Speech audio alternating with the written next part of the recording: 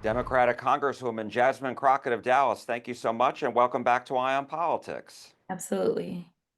So here we are, the government has shut down. It is Wednesday when you and I are speaking, and what is your reaction? Yeah, this really goes to show you just how ineffective the Republicans are when it comes to governance. We consistently talked about their obstructionism when they had the majority in the House and the Democrats controlled the Senate as well as the White House. But you know what? I've got to give it up to President Biden.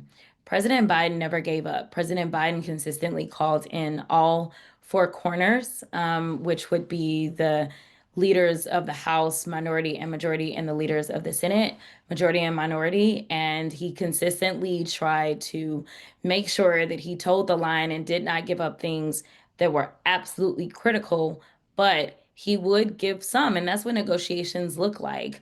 It's usually a situation where no one is exactly happy. But at the end of the day, he felt like the most responsible thing he could do was to make sure that he could keep the government open. And I can say for the last 4 years, we were able to enjoy what stability looked like in every sense this administration swore in January. It has been nothing but chaos for everyone. And when I say everyone, I mean not just the people that didn't vote for him and knew better and believed in Project 2025 and were okay with having a Black woman sit in the Oval Office, but I am talking about those people that decided that they were going to support his candidacy. Those people in rural America, which we know that rural America uses more SNAP benefits than urban America. And so ultimately, if this goes past 30 days, rural America is going to be hit pretty hard. When we look at the big ugly bill and the amount of cuts that have been made to Medicaid and Medicare, we know that we've already seen organizations say that they're going to have to shut down because they just won't be able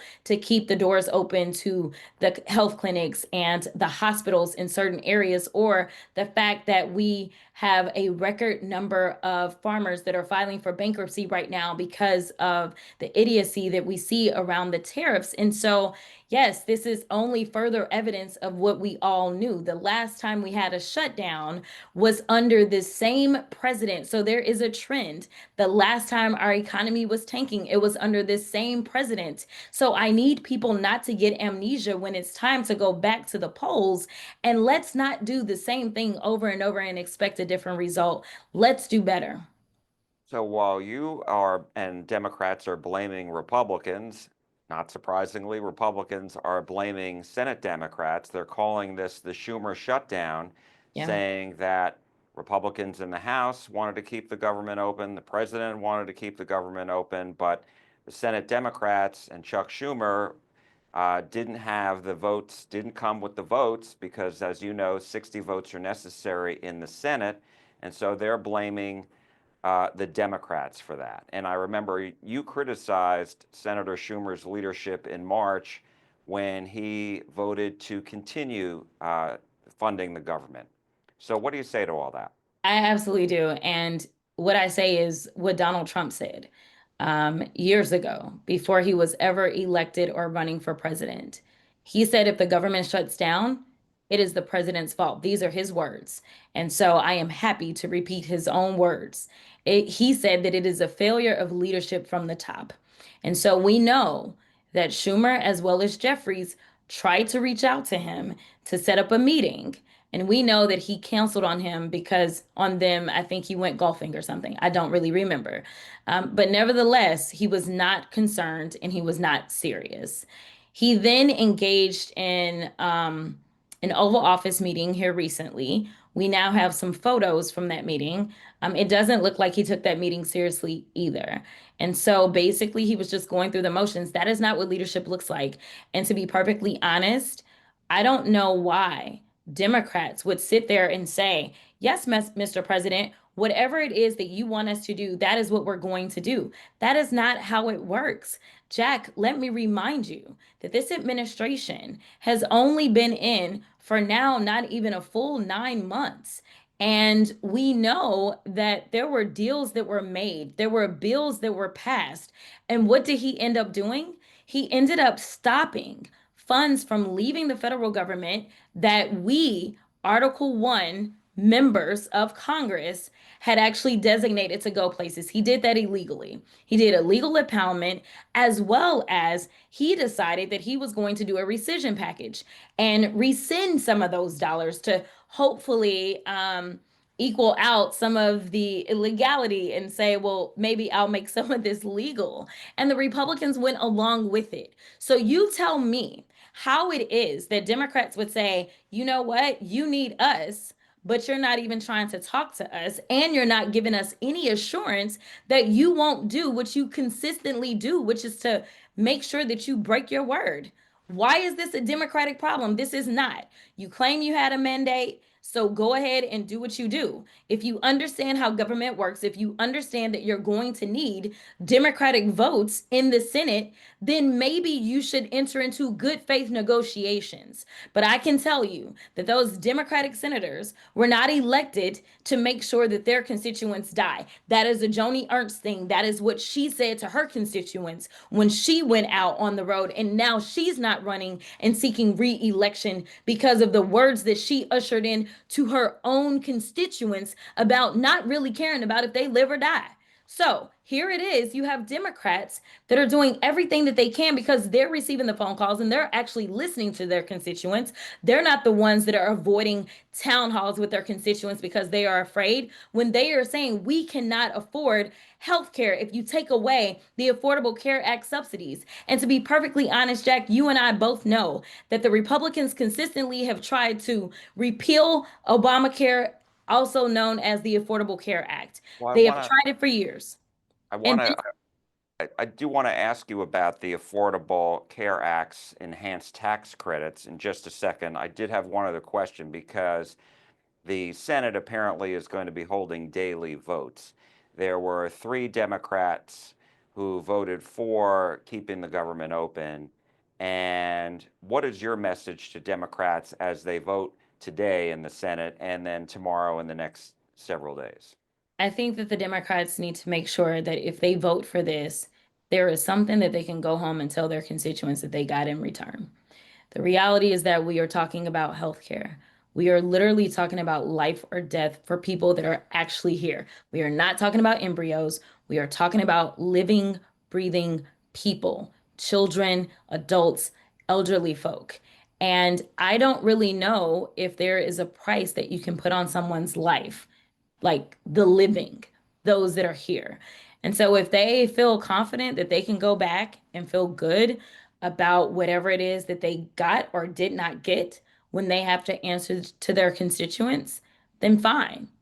But if they don't, then they need to hold the line and make this Republican majority actually engage in real governance. There is a reason that our founders set it up this way. They need to engage in real governance that not only will help the Democratic constituents, but to be perfectly honest, the Republicans have been hurting their own constituency ever since this president swore in. It seems as if they swore an oath to one man and they are not listening to the people. This honestly is an opportunity for the Republicans, if they want to cast some blame, to actually start to do something for their own constituents and blame the Democrats that they finally leveled up and did right by their own people. So let's talk about these enhanced tax credits that are set to expire as part of the Affordable Care Act at the end of December. I know Democrats have been pushing to extend those. I spoke with Republican Congressman Keith Self of McKinney last week about this, and he said no Republican ever voted for them, only Democrats did. They were meant to be temporary. They were COVID era. COVID is over. Temporary is over, he said. And how do you respond to that? I think that we're still in a healthcare crisis, and it's only going to be compounded because of the decisions and because of the votes of the Republicans. We know that once the big ugly bill takes full effect, that there is $1 trillion, $1 trillion that will be sucked out of the healthcare ecosystem. And that's just from the healthcare standpoint. We're not talking about the research dollars, right? And so, no matter if you're on Medicaid, Medicare, whether or not you get your healthcare through the Affordable Care Act, or whether you have some amazing private health insurance. Everyone's health insurance and healthcare is going to go up because now all this money has been sucked out of the ecosystem. And So, to create an additional problem for people to be able to access healthcare and then to fall back and say, well, COVID is gone. Well, guess what? You guys have created yet another catastrophic situation for the American people that is going to make this unaffordable for so many reasons, Jack. Right now, people are talking about the cost of their food. They are talking about the cost of goods in general as we are enduring these ignorant and ridiculous tariffs. And so we already see an economy that is shrinking. We are talking about the fact that we aren't adding jobs really to our economy. We're starting to lose jobs. Like these things compounded, I don't see how you pile on and tell somebody, yeah, we're okay with pulling this down from you too.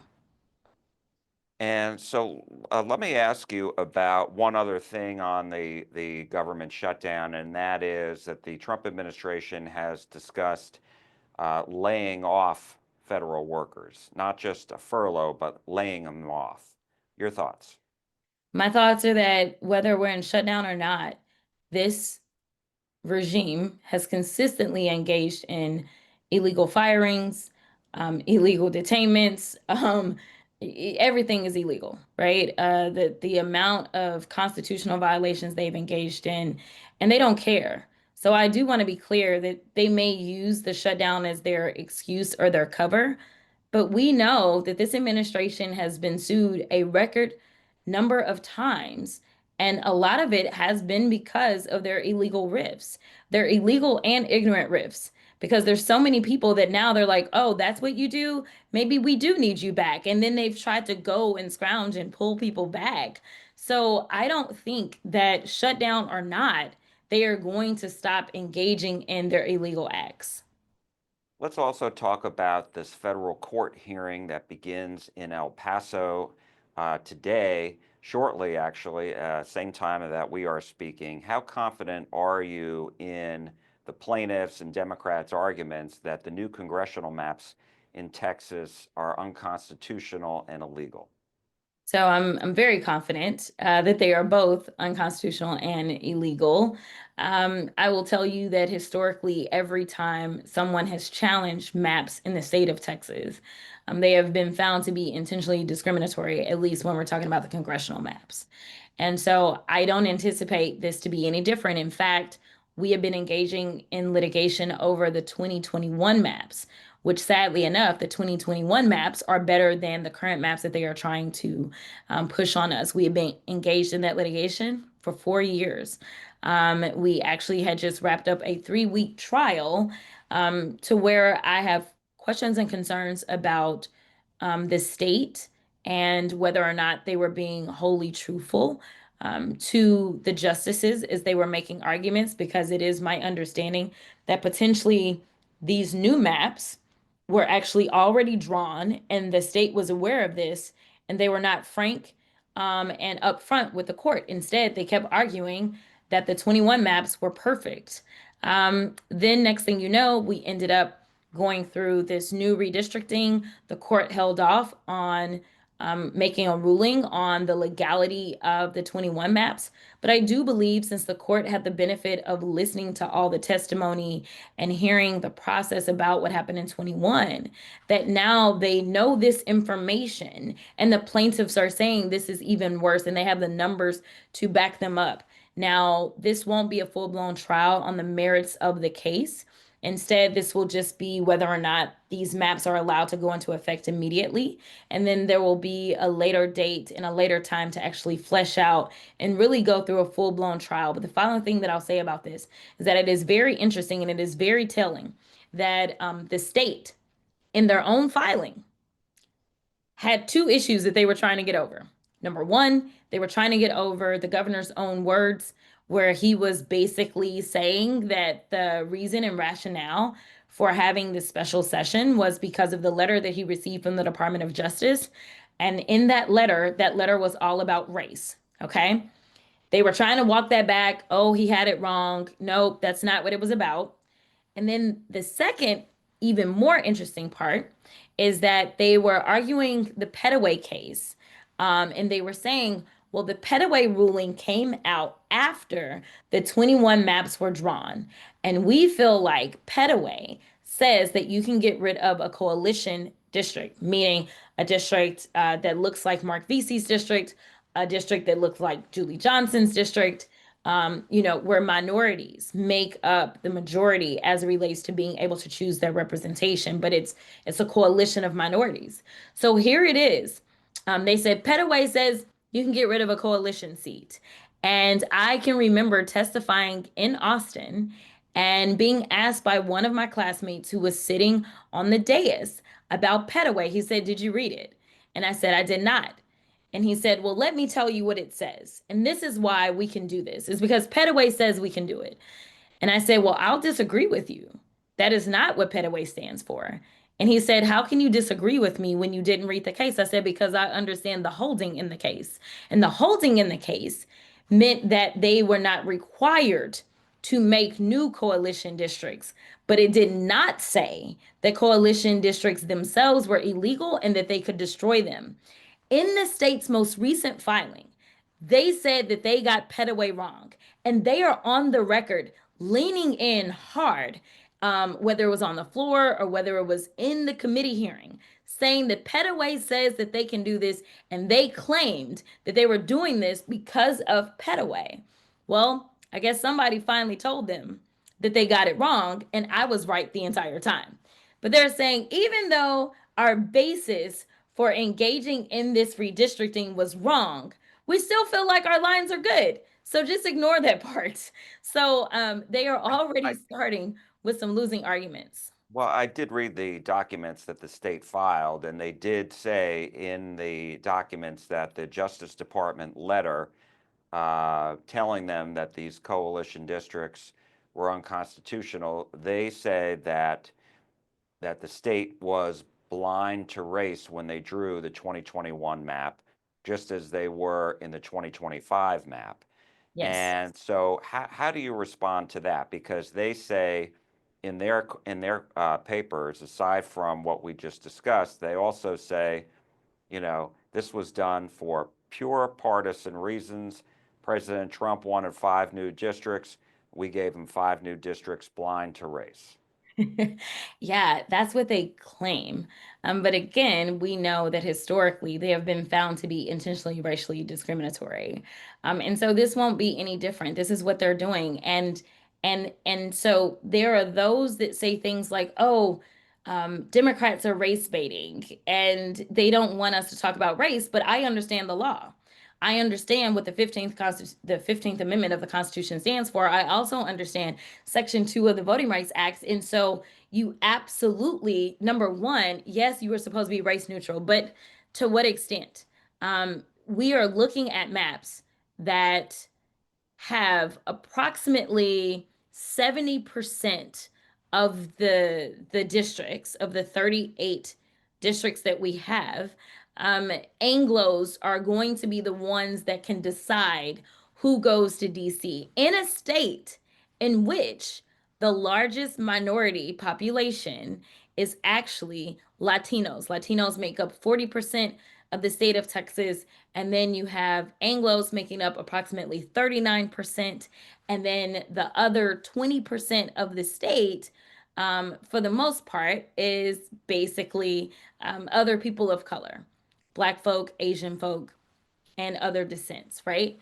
And so it is hard to believe that you could be this meticulous to the extent that you have a majority minority state, but somehow approximately a little over 70% of the seats are going to be Anglo seats. That has to be intentional. There is no other way to make that make sense. You had to intentionally, specifically go around people of color, pack them and crack them. And that's exactly what they did in these maps. And so you've got that. And then you look at the numbers. You look at the fact that when you look at an African American in the state of Texas has more African Americans by raw numbers than any other state, that their voices are going to be worth approximately one fifth of what an Anglo-Texan's voice is worth. And so the numbers are clear. Like I mean, I don't know how you get around the numbers. And knowing that they specifically leaned into Petaway, and Petaway had to do with race. And they're saying they said this on the record and they put it in their filings that they were doing this because of Petaway. Petaway was about race, it was about coalition seats. And so to say that you did it and they said it in everything, they are on the record, and now say, no, no, no, it was race neutral, it's just a lie.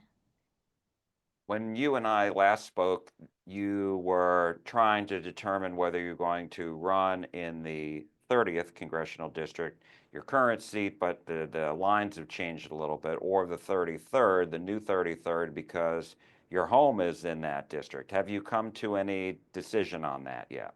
I have not come to a decision. As you noted, the case starts today.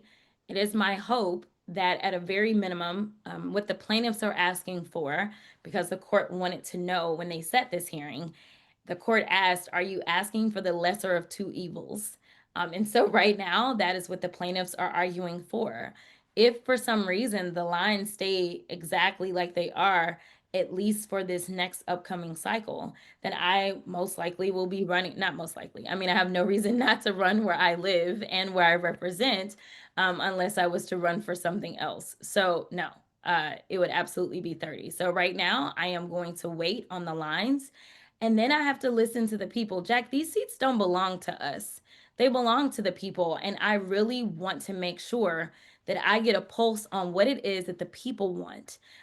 If it's a matter of the people saying we want our representative to live right here in the district, then I'd most likely run in 33 if for some reason the new lines go into effect. Have you If heard for a lot some, of that? I mean, sorry. have you heard concerns from people who, say, yes, we want you to be in the district in which you live? Have you heard a lot of that concern now? I will tell you that they're splitting my district. So my constituents want me to represent them in both places. I mean, that's just the reality. They took 200,000 of us and put us into 33, and they left another 500 and say 65,000 in 30. And so I will tell you that consistently my constituents, no matter where they are, they want me to continue my representation, in addition to the fact that a lot of the eastern portion of the new 33 is my old House District 100. And so a lot of those people that I used to represent, they want me back. So, I mean, the biggest issue for me would be more so talking to people in that new portion of Tarrant County that I don't have a relationship with, understanding kind of where they stand and how they feel. So those new 200,000 people, most of them in Arlington, as well as some of those folk that I've never represented in a more northern portion, a more northeastern portion of 33, to see how they feel. But I think that at the end of the day, the decision should be the people's, and I should respect the will of the people. I will tell you that those people that have been left in 30, they are not concerned. They are pissed off that the Republicans specifically tried to take me away as their representative for 30. And they know that I know the entirety of the district, and they trust me to continue to fight in earnest for them. But literally, I wouldn't be able to vote for myself. So it's just conversations that I need to have, and I think that what matters most is that the people get what it is that they want and they feel like is best. Last question, and I appreciate your time. When we spoke last time, I asked you about running for Senate. You really didn't give it much of a thought. You said you were focused on your congressional race. Have you changed your mind on that? And are you considering a run for U.S. Senate? No, I'm focused on the congressional race, but we'll see. I mean, filing isn't until the end of December. Right now, you have a Democratic primary that is heating up. Every time a poll comes out, somehow I end up very near the top, if not the top. And so, again, I think that this is about, what the people are asking for. So, we'll see. So Right now, you're you've keep, got, Go ahead. You're keeping that door open, and what would it take for you to go in that door and run for U.S. Senate? For me, it would look like there being a real chance that I would be best suited to win in the general election. And Do you see that happening yet? I don't know. I mean, I would need polling. Here's the deal. The average poll that we have that takes place in Texas, I don't really care if it says the Democrat is going to win or Republican is going to win. We know what's happened in Texas for the last 30 years. We know that ultimately everybody kind of lines up on their sides. And even if at some point in time they were willing to vote for the Democrat, they end up reverting and voting for the Republican, if that is how they identify. I think the question is there a candidate that can expand the electorate? We know that when Beto lost to Ted Cruz, we know that only 17% of voters turned out, but he lost by a little less than 3 points. So the question is there an ability for me to expand the electorate to the extent that we know that winning in Georgia looked like expanding that electorate and getting more people to vote? If we can expand this electorate, if there's any candidate that can say get those African Americans to come out and vote, who maybe have been disenchanted with the party or disenchanted with the candidates or whatever the case, or not feeling as if the candidates identify with them and their issues. If there is a candidate that can excite and get young people to come out and vote to the extent that we can expand the electorate and maybe get us to a 20-25% voter turnout in the state of Texas, then I think that that's really the key to winning. I don't think that the traditional polls can reveal that. And I think that that is why we've gotten it wrong for Trump so many times over. It's because he's always expanded and got people that maybe never participated in voting to somehow come out and vote. It's the same thing that Obama did. And most recently, the Democrats have tried to pivot and try to get Republicans to just cross over. But every time we do that, we lose. The only winners we've had are those people that have been able to go out and get people that typically don't vote. If I were to see numbers that made it clear that I was best suited to engage people that historically do not engage in politics, and I could somehow get them to the polls, whereas no one else could, then that would be a really big deal. We are clear right now, based on public data, that my name ID is the highest in the state, considering the number of dollars that haven't been spent on me, if that makes sense. So having only represented 138th of the state, never having $100 million run put behind me to run statewide, um, when we look at per dollar, my name ID is the highest, which name ID is only first base. There's a lot more that goes into it. And frankly, we've never run a candidate who walked into a statewide that actually had high name ID when they walked in. We've walked in candidates and we've kind of tried to build them up and spent a lot of money building them up. But having somebody who can walk in and already has strong name ID and then adding money to it, there's an argument for it. But at the same time, there are some people that are saying, we just want you to do whatever it takes to get back to DC. So a lot of considerations. And frankly, I know that the vulnerability comes in so long as Kim Paxton is the nominee. And the Republicans know that, and they're spending a lot of money. So we'll look at some of these FEC filings on the Republican side. And at some point in time, we'll look at some numbers. But right now, I am fighting and focused on my district. We will see what the court does. Depending on what the court does, that may make this question a little bit more relevant at that time, too.